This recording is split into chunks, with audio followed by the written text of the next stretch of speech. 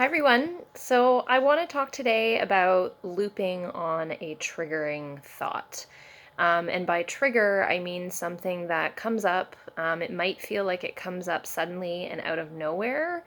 And it's something that's maybe related to past experiences, experiences where you may have felt vulnerable, where you may have felt like you weren't enough or you were being rejected or something like a negative past experience, and someone says or does something that triggers you, and it ignites a looping negative thoughts about yourself. So, for example, feeling thoughts and feelings about not being enough, lack of self confidence.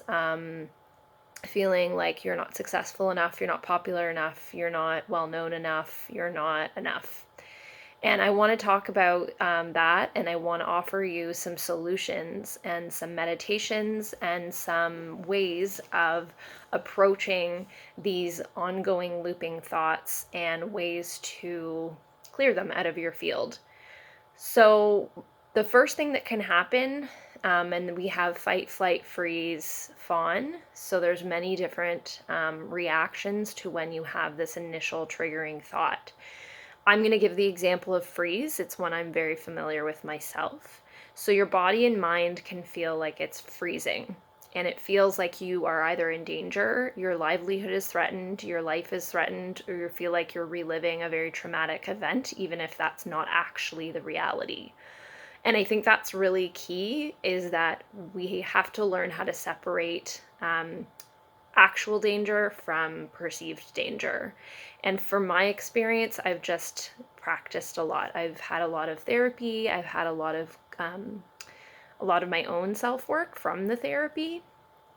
Moving meditation has really helped me. So things like yoga, qigong, functional mobility movement, anything that's grounding and grounds me back into my body. Energy healing from energy healers has really helped as well. So, how can we move forward from that feeling of feeling like our life is in danger when it's really not? My first suggestion to you is to tap into an unwavering sense of confidence. And this is an unwavering self assuredness in what you are here to do. So, if the triggering thought is a lot around not being enough, and I'm giving that an example because it's one I'm familiar with, and many of the people I've worked with and helped are familiar with this mantra, this negative mantra that you're not enough. Life is too short. That's the first thing, or maybe second thing I'll say is life is too short to obsess on what's going wrong. Um, how others may be doing it better than you, how you're not enough. That's where just for me, that's one thing that's really helped me as a mantra is life is too short. I've had two loved ones die, and I just realized that my life has a lot of meaning and I'm meant to be living it in a very large way. And every minute I spend whining to myself that I'm not enough is every minute of life I waste. So life is too short. So tap into that unwavering sense of confidence and that tree-like sense of rootedness and alignment, and fake it till you make it. I really do believe in that. There's years when I was trying to be confident and couldn't feel that entirely in my body, and I think that now, after many, many years of living life and healing and reflecting, that I've come to a place of pretty unwavering confidence. So you're only as much enough, you're only as much as you hold it in your own heart. So as long as you tell yourself you're not enough, then your heart will feel that too, and the universe will feel that too. And to the degrees, you can kind of work it up in degrees, so you can feel like you're a little bit enough and your heart will feel you like you're a little bit enough, and then you're a little bit more enough and your heart will start to expand into that resonance. So the more you tell yourself I am enough, the more your body is going to really respond to that. Try walking tall, and I'm serious with this, like walk with a swagger. So if you still have those looping thoughts and you can't really get through, like get them out of your body, Try walking tall. So wherever you are, if you're in the grocery store, parking lot, the gym, the office, wherever you are, take a strong stance. Walk in a way that you've maybe seen someone on TV or an actor walk, something you really, really like the look of, and take on that walk. Maybe it's a really beautiful woman in a movie you see, or your favorite actress. That can sometimes help. That's where movies can be really helpful, because we can take on the energy of the confident person we saw on the screen and feel that in our own cells. And I find feeling it in your body is a really good way to start when you're really stuck up here, is to take it here. And so when you hold yourself with confidence and walk with a casual strut, or walk, that can really start to shift your mindset, because you feel it here, and you don't need outside validation to tell you you're confident or you're strong or you're worthy. Your own body is telling you. So that's another suggestion. So we have a few things that I'll review.